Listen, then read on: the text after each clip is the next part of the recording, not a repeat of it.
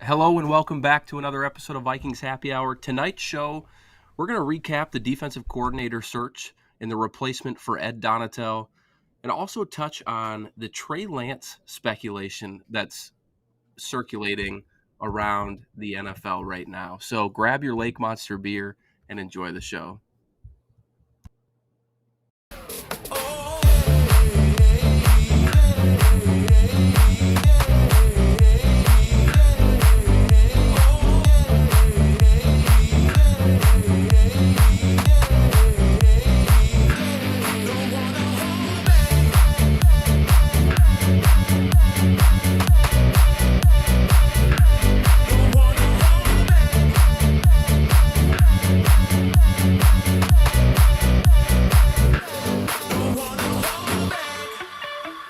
Welcome to Vikings Happy Hour, where we mix our favorite beverage and talk of your Minnesota Vikings. SKOL! Hello and welcome back to another episode of Vikings Happy Hour. I am your host, Matt Anderson, alongside Ryan Ortega and Miles Gorham. Tonight's show and every other show is sponsored by Lake Monster Brewing in St. Paul, Minnesota. So if you haven't yet, be sure to stop out there and pick up some crowlers or just stop in and have a great beer. It's a great time, a great atmosphere with fantastic beer. Additionally, is that Flip Mozzie? Sorry, go ahead, Matt. Go ahead. Right in the middle of the sponsor plug. My bad. I just don't want to get yelled at. The other sponsor, that's Badass Wood Art. Luis in Newport makes some fantastic custom pieces of wood. He's working on a couple right now for us as well. So you can get your own custom piece by going over to his website, sending him a picture, picking one of his custom artworks that he uses, and you can use promo code CTPocket and get 20% off any one item. So with that being said, we surprisingly have a lot to talk about with the Vikings. Sometimes with the offseason, it's, you never really know what you're going to get week to week, but we have a lot to talk about for the Vikings. So let's start off first with the defensive coordinator search and kind of how everything transpired with Ed Donatel. So last time we were on the show, he hadn't officially been fired or dismissed, as they're calling it. They held their off-season press conference, said they're going to continue to have conversations, and then it was announced Thursday that they would be moving in a different direction. So is that weird to you guys at all? I mean, either one of you can take this, but is that weird how they kind of handled that? Just not announcing it at the press conference? I don't think so. I know there's a few media members that were quite upset about it. I looked at it as, if you're having an end of year press conference and you're trying to recap the year, kind of look forward to the future, and you go and release or fire your defensive coordinator, a majority of that press conference is then going to divert into talking about who's the replacement, what led to the firing, what's the offseason plan on how to attack that, so on and so forth.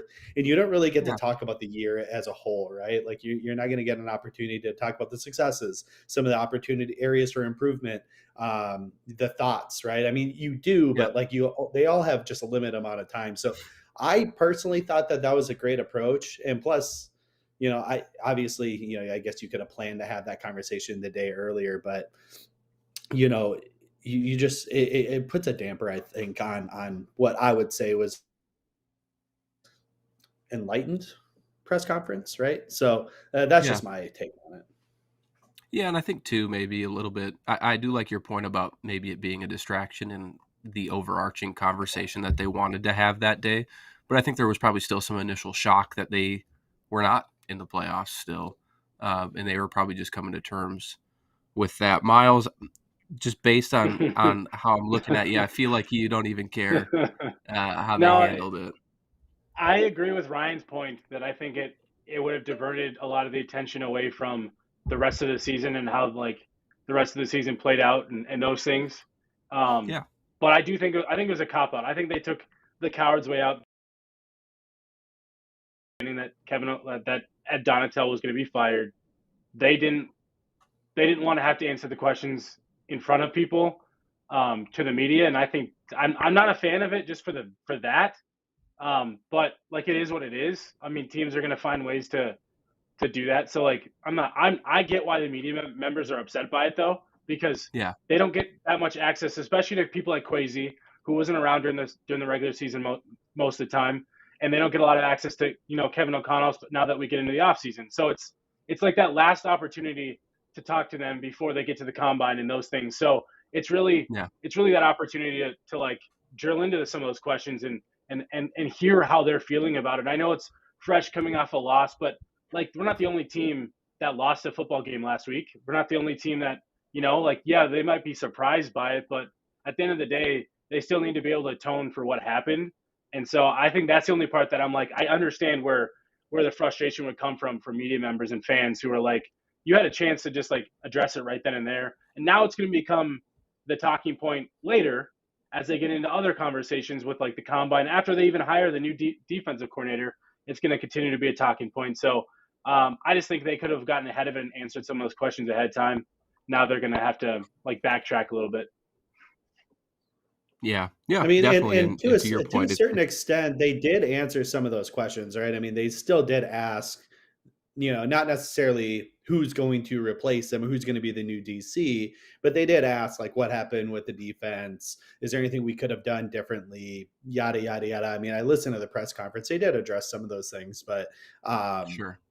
I see. I was in Brian Murphy. I think he's one of the local writers for one of the publications out here, and I went into his comments and made a comment.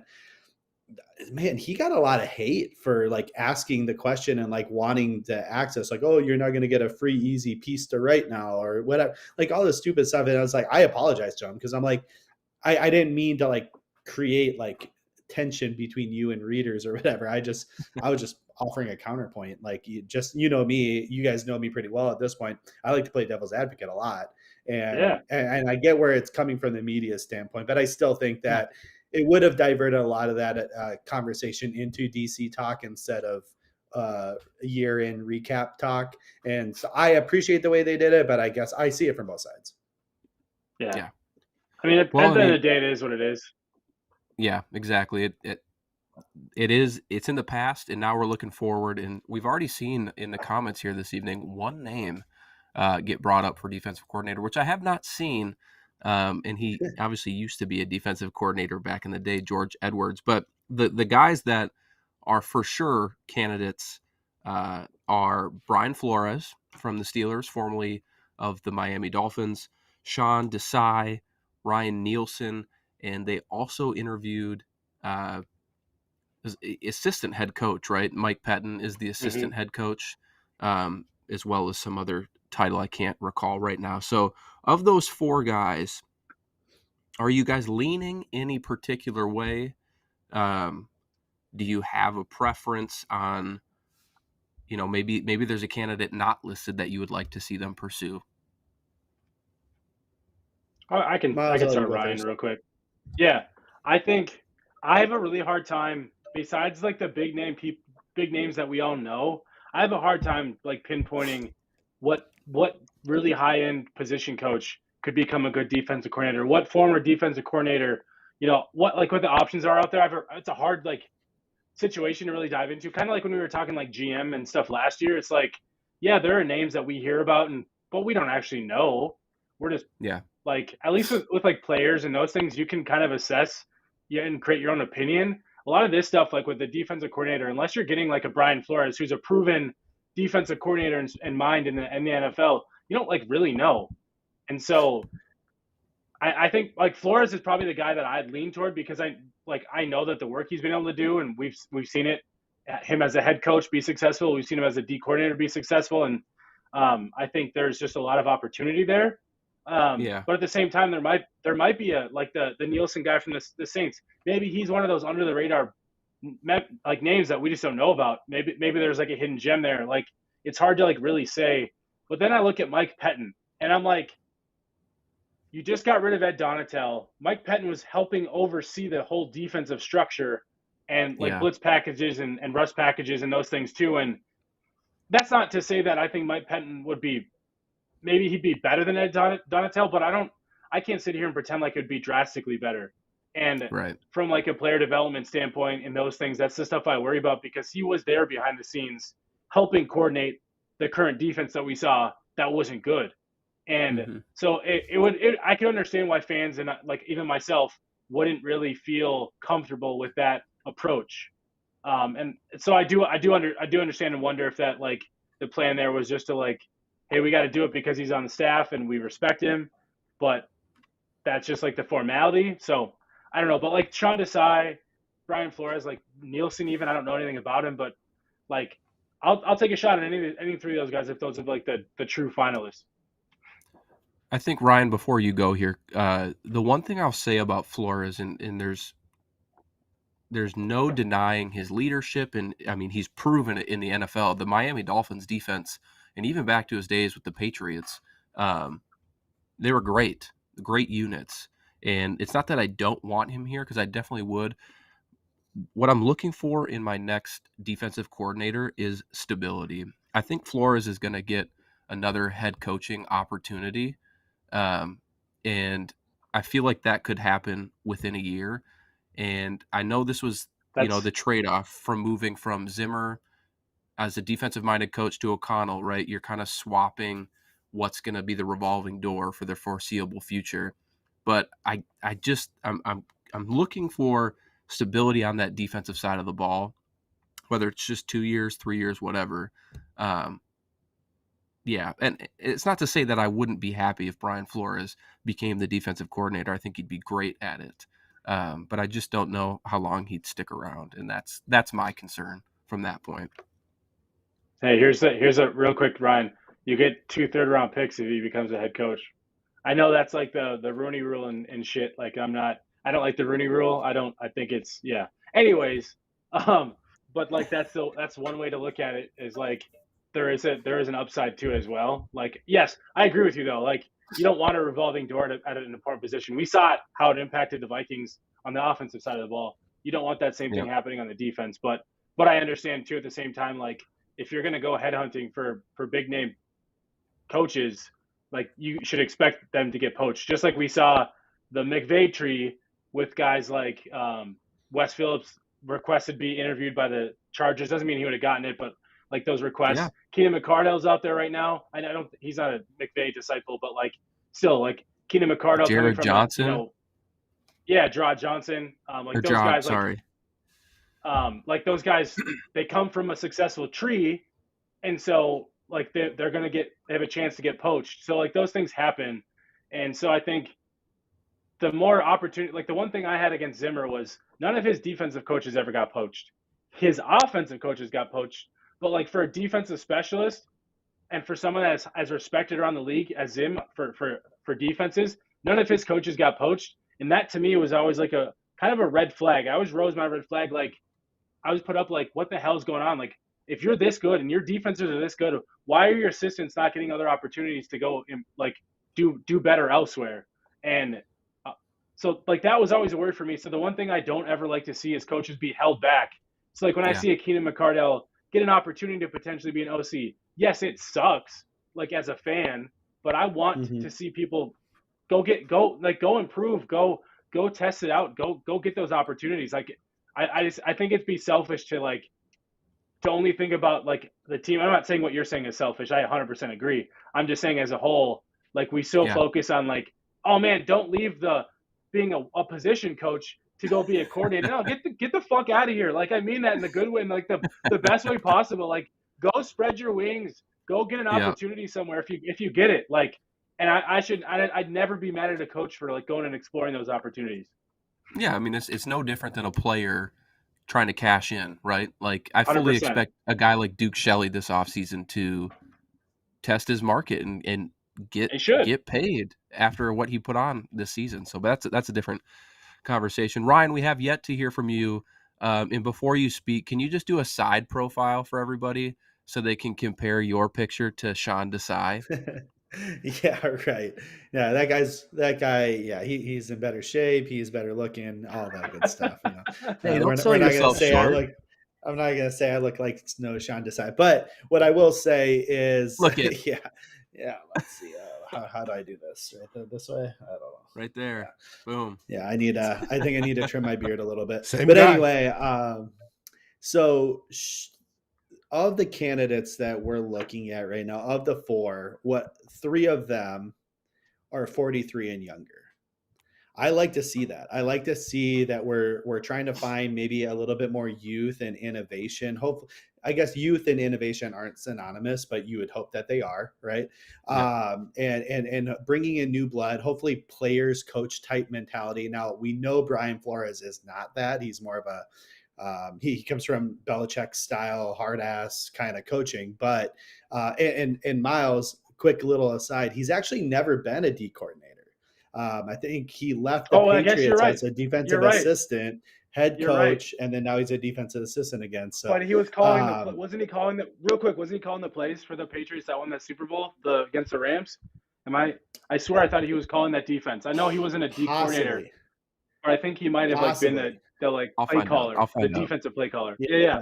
No, that's a good point. Matt check. But either way, yeah, technically by title, he's never been a D coordinator. But obviously, I think he should be top choice, right? Just given his track record, he's had a lot of success both with the Patriots and the Dolphins, bringing up their defenses who weren't spectacular by any means. I mean, Patriots have been for a long time, but the Dolphins weren't spectacular before he got there, and he really uplifted that defense up.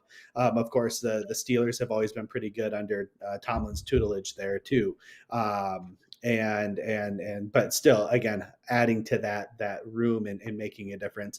Desai's interesting because he does come from the Fangio tree, so we are getting another descendant from Fangio.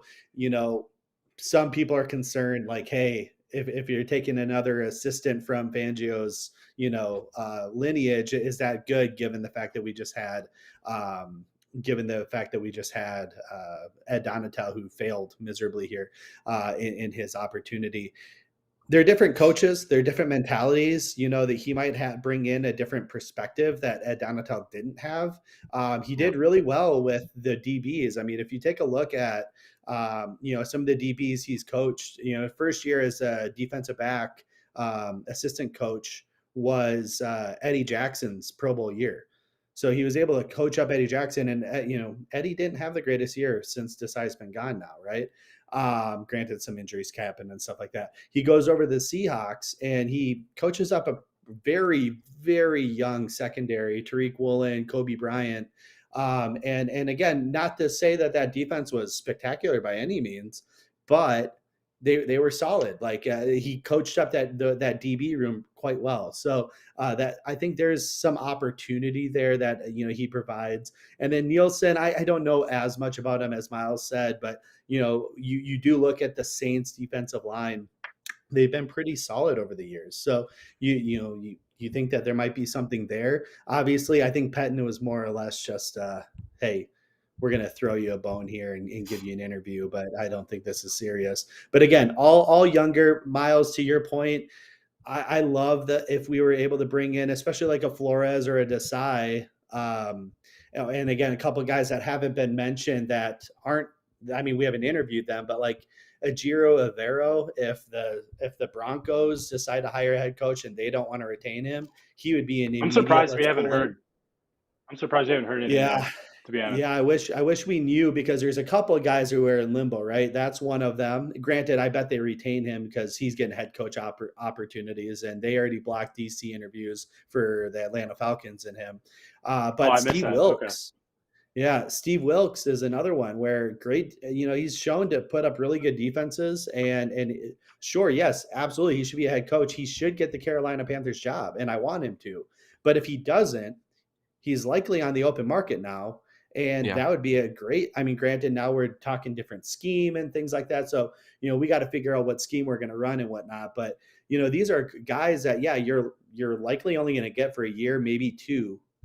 And then they're likely off to head coaching opportunities, but, not to sound like an ass, I guess. But I mean, hey, they're coaches of color, and coaches of color, if they get promoted to head coaches, get, the team that gave them the opportunity is now going to get an opportunity to earn, 2 compensatory third round picks.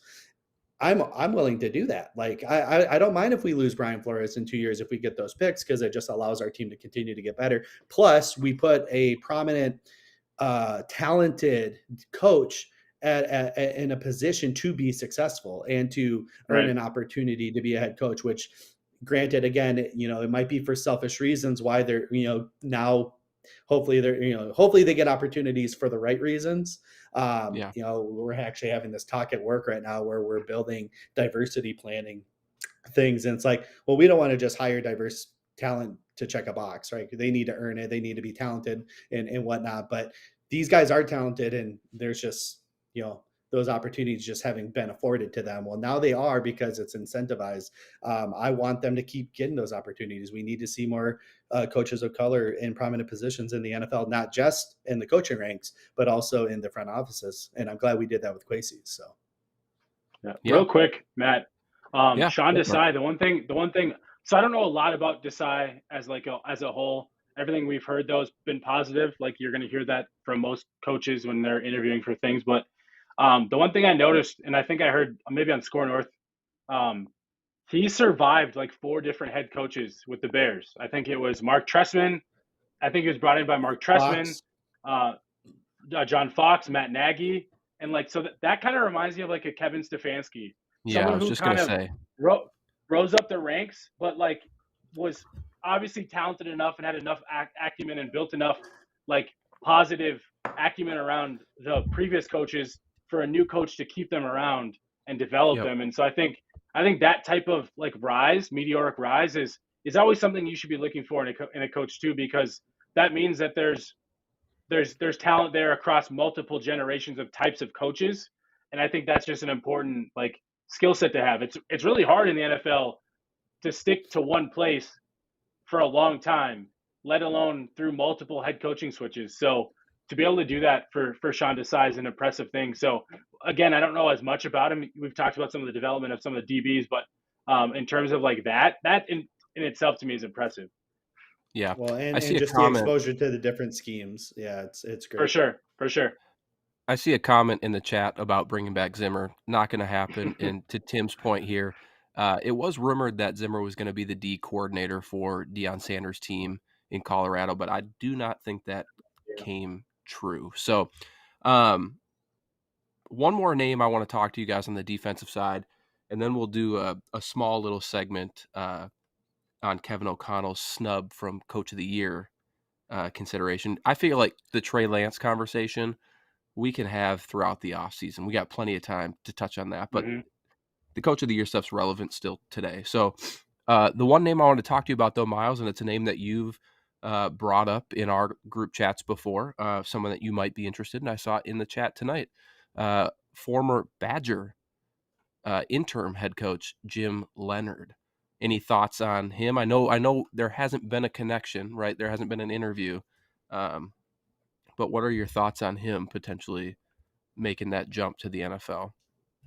Yeah, I've actually heard like dating back to last year of like that potential interest from the Vikings, and so I'm a little surprised there hasn't been like even a like dialogue or like rumors swirling around that. Besides what we've heard, like I've heard from people that I trust that like that could be a potential option, but again, we haven't heard anything, and I would assume for someone that's in the college ranks, if you wanted to bring them up, that would have already happened. So I'm not really sure like what to like make of it. Um, but maybe Kevin O'Connell is wanting to keep his focus on the NFL ranks as he looks for a new DC, which would be fair. Like I think it'd be hard to make the jump directly from college to the NFL as a coordinator. As like we've seen, it's hard to make the jump from head coach to head coach Yeah, in college. So I think I can understand like maybe you want to try to get someone like that in as a position coach first, something like that. I don't know, but it just doesn't seem like that is gonna happen. But I mean, he's run a really good defense in Wisconsin and in the college ranks, so it's not for nothing Yeah, if that were to yeah, like and I happen. mean, and to that point too. I mean, you look at his track record over the last few years at Wisconsin. He's put up some of the best defenses, not just in the Big Ten, but in all of college football, Yeah, consistently, right? As the D yeah, coordinator, and what I found interesting about that is if you look at all of the all of the conferences in college football, Big Ten is probably the conference that probably resembles the NFL probably the most, right? Like you have a lot of hard nosed, more traditional style offenses. You look at Michigan, you look at obviously Ohio State's an outlier, but you look at Minnesota, Wisconsin, Iowa. It's a lot of under center, a lot of rushing, like Yeah. traditional rushing, and then of course, so having that exposure to playing, I guess, that style of defense that can combat that type of offense, I found interesting. I was interested in him. We mentioned him in one of our conversations we all had together, and Yeah. we thought it would be an interesting hire. Obviously, it's weird that he's not getting looks, but again, to Miles' point, maybe who knows? Maybe we are having conversations, but for a different position. Yeah. Yeah. Right. Yeah. Last thing, just a quick hitter. Kevin O'Connell, obviously the news kind of broke today that he was not named a finalist for head coach of the year. The 5 finalists are Giants head coach Brian Dable, Eagles head coach Nick Sirianni, 49ers head coach Kyle Shanahan, Jaguars head coach Doug Peterson, and Bills head coach Sean McDermott. Any thoughts from you two before we round it out here? Yeah, Miles and I were actually in each other's like comments here talking about this today, which is good. So actually, I think it's down to actual 3 finalists, which I think Is it? was I missed that. Peterson. Okay. Yeah, Peterson, Dable, and Shanahan. I think that those are the Shanahan. I think Perfect. those 3 are the finalists. But KO snub. I mean, yes and no, right? I mean, we put up a pretty average team, right? We had a minus whatever 2-point differential on the year, so it's not like he coached this amazing team. Now, what I will say in his defense is the fact that with a -2 differential, whatever it ended up being, he was able to coach a -2 differential team to 13 wins or create 13 wins out of that, which is impressive in of itself. So where Miles and I were kind of having maybe a disagreement in our comments on Twitter was the fact that we usually agree on most stuff. I look at a guy like Sirianni. I look at a guy like who was the other one that not Shanahan, but the other Dable, McDermott. McDermott, right? You look at those 2 teams, obviously, and to Miles' point, you're right. They weren't, they have to coach the team that's presented to them, and they did so well, right? But they are loaded with talent. I mean, I'm not going to sit here and say a different coach like Kevin O'Connell couldn't have done just as well with those teams as they did, right? Where I look at it is, when you're loaded as a team and you produce like McDermott's team. Did I freeze here? No. McDermott's team was a Super Bowl favorite at the beginning of the year, and they obviously injuries happen and stuff. But when you have that much talent and you produce at expectations or lower than expectations, I don't see why you should be deserving. Now, Sirianni, I will give a little bit more credit to because of the fact that he had an unknown in Jalen Hurts and was able to coach Jalen Hurts up to an MVP type candidate. Now, granted, I still think KOC probably should have been considered over Sirianni and McDermott probably. Shanahan's a different story. Even though he does have a loaded team, he did lose quarterbacks, right? So, I gave him credit for that. But I still think that it's most impressive with like Peterson and Dable and KOC. Those would probably have been my 3 finalists, and maybe that's a little homerism for me, but I mean, Peterson just took the team that just picked number 1 overall to a divisional round. I think that's quite impressive. Yeah. I think for me, it's all about like what you consider criteria for becoming coach of the year. I think we look too much of like needing the underdog. And it's also isn't a regular season like award just like all the other ones? Yeah. The playoffs don't count, right? Yep. So I don't like to this stuff comes out now. So then you look at a team like the Bills who performed up to expectation in the regular season, right? And they get penalized because they lived up to their expectation. I I don't like subscribe to that idea that Sean McDermott shouldn't be considered because his team lived up to their expectations. Just Yeah.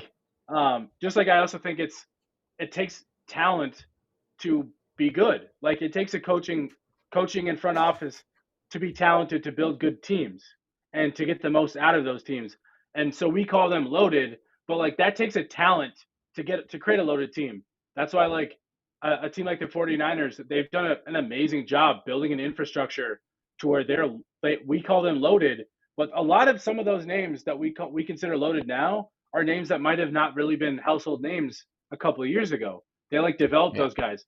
Fred Warner was a third round pick. I'm not even saying it means he shouldn't have gone higher, but like those types of things. He's the best linebacker in football right now, off ball linebacker in football right now. Like those types of things and those types of impacts like that matters. And so I don't like just always being like, oh, the underdog needs to win every scenario just because. Well, And that's why but I and think then to like counterpoint though, you could have the same coach pretty much win year in and year. Like Andy Reid put out the yes, best but team like this year, that's right? So like that's like saying Andy that's Reid like should be considered every year. Bill Belichick for like yes, that He should. that dynasty run they had, yeah. he should have been the coach of the year every year, but he wasn't.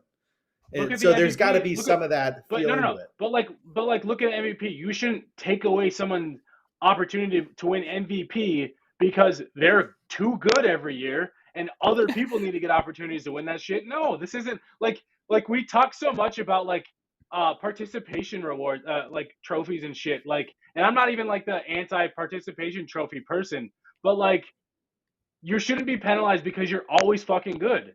Like that's the And I'm line that not we want. saying that per se, but what I am No, I saying is know. that I understand what you're like saying, Ryan. Ryan, I understand what you're saying. I'm just saying I don't think because you're consistently good should penalize you from awards because you're always good. Like that just to me is it's just not a good argument. I'm not disagreeing with right. the fact that like a Doug Peterson should win the award because of what he was able to do with his team. I'm not saying that. I'm just saying like Kevin O'Connell like Kevin O'Connell also had a Justin Jefferson, Kirk Cousins, like a really top end offense he was walking into. Yes, do I think he exceeded expectations? 1000%. Do I think he should have been a finalist for Coach of the Year? Yes, but like those other names were also very qualified for the same award that Kevin O'Connell was, and so I'm not trying to For sit here and sure. pretend I mean, like oh my they're god, all it's worthy. yes, that's all I'm trying to say is like oh my god, Kevin O'Connell got snubbed, but he wasn't going to win. So like he didn't really get snubbed from anything to me. I don't think he Right. should have I mean, won. that's true. And That's true. I He do and wasn't so going to win. like it's just kind of is like that's kind of where I'm at with it. I do think your All point right. on Andy And rant. Reid is really good, and I'll end it here, and then we'll close out. But no one's really talking about the fact that Andy Reid and obviously their GM traded Tyreek Hill away and didn't miss a beat. I mean, Right. we're still the powerhouse that we know they can be year in and year out. And yeah, to Miles's point, if you're great at what you do, then we shouldn't snub you from that. So maybe the bigger snub here this evening is Andy Reid not Yeah. being in the Like coach of the year. Yeah. to, I mean, to be completely honest, like look at that defense. Like they had a seventh round cornerback have an interception in the divisional round game last week. Like they're getting Jalen production out of Watson, right? Yeah. Yeah. yeah. Yeah. Like they're getting production out of day 3 picks and like that shit. So like yes, SKOL TYA catch. Yes, if if Bill Belichick needed to win Coach of the Year every year, that like shouldn't like this isn't you're like that's like saying the MVP shouldn't always be Patrick Mahomes if Patrick Mahomes is the most valuable player in the league. Like Right. if Patrick Mahomes has a year like he did this year, every year of his career, and they win, he should be up for MVP every single year. Yep. Like that should not be out of Absolutely. question. Like you shouldn't be Agreed. penalized for being elite. Like that's like literally all I'm trying to say. Like if you're Yeah. elite, you shouldn't be disqualified for like these trophies. That's all I'm saying. One thing I do want to bring up before we close out is us as a fan base need to cut this narrative out that national writers hate Minnesota. And I saw it in the 100%. comment by Rob, and I saw it 100%. all over Twitter, like all over Twitter. that it's always the coastal teams. It's always, either the West Coast or the East Coast. And the most like loved or like media loved team is the Cowboys, right? Like, which is not a coastal team, number one, but like nobody hates Minnesota. We just weren't that good. Like overall, like, I mean, granted, it was a fun year, but like we showed what we were worth in the playoffs. Bro, So like Justin Jefferson's an MVP finalist. What the hell are we talking about? I'd way rather have Justin Jefferson being an MVP and offensive player of the year, by the way. I'd way rather have Justin Jefferson be in that running than coach of the year. I don't like, who cares? Yeah. Like Kevin O'Connell didn't deserve to win coach of the year, even if he should have been a top 5 candidate. He wasn't going to beat out a Doug Peterson, in my opinion, a Kyle Shanahan. He just wasn't. Right. But at the same time, I think Justin Jefferson being up for MVP is even more of like a cool ass opportunity. Like, I don't think he's going to win it, but like for him just to even be a finalist is cool as shit. Like, we haven't had that since Adrian Peterson. So like, to me, that should be what we should be like being excited about and being happy about. And so that's just kind of where and media didn't hate us. The national media didn't hate us when they allowed him to be a top 5. That's what I'm saying. Like, that's what I mean. Like, it's not like I think we'll be okay. Kevin O'Connell's a good coach. I think we're all excited that he's the coach moving forward, and I think he's got an opportunity to really like build something like really great for this organization. So like that to me matters more than being a finalist for coach of the year. Like, it is what it is. For sure. I love it. I love the passion that I had no idea that this was going to provoke this type of reaction, but I love it. We were in each other's comments today, so I think there was a little. I don't either. I didn't look at that, and I'm notorious for not always checking my messages. Or you guys had that in your own little chat. Yeah. You're sick anyway, so. Well, that's it for tonight's show. That's all we have. So want to say thank you to everybody that joined us in the chat this evening. Miles and I are headed to the Senior Bowl next week, assuming I am healthy and ready to go. But yeah, we will be in Mobile, Alabama, checking out some draft prospects, giving you some coverage, reporting back on kind of what we're seeing from players who could be potential fits for the Minnesota Vikings. So a lot of content coming up. Make sure you're subscribed to Climb in the Pocket so you are getting all of the updates throughout the next week. And if you're not, you can do it right now. You can, if you're on YouTube, Facebook, whatever, just log right in and hit subscribe. So with that being said, Miles, Ryan, thank you again. Miles and I will talk about show related stuff next week. Might be too difficult to do a live show down there, but maybe we'll steal Ryan and do a little pre-recorded something and air it next Wednesday night. So we won't plan on a live show next week. It's just with the schedules and time. I don't expect that to be something we could do, but we'll have shows out. We plan to have shows out next week on all our channels. Yes, for sure. So, yeah, that's all I have. Dave, if you want to come out quick and just let the folks know what's coming up this week, and then we can wrap it. The rest of the week, we have myself and Darren on Saturday at 2 o'clock Central for Two Old Bloggers. We're going to be going over some of this as well. Hopefully, by Saturday, we may even have a new defensive coordinator to talk about. We'll find out. So join us then. And then also, as Miles and Matt said, they're getting ready to head down to Mobile, Alabama to watch the Senior Bowl. Not just watch, but report on what happens every day. They will be joined by Tyler Fornes of The Real Fornos Show as well. They talked about live shows. We will be recording, when available, all week long to be able to put something together that will be posted on YouTube for all of you to see. Next week will be Senior Bowl week, and we look forward to it. Gotta love it. Looking forward to you guys going down. Absolutely. All right, well, let's put a wrap on this thing, Dave. What do we say? SKOL Vikings. SKOL Vikes. SKOL Vikings! Like, subscribe, and ring the bell, and feel free to rate us on your favorite aggregator. A big shout out goes to our partners, the Daily Norseman, where the best Vikings content can be found. To That's Badass Wood Art, when you're looking for something unique to brighten your space. And to Lake Monster Brewing, home of the best beer in Minnesota. SKOL, everybody!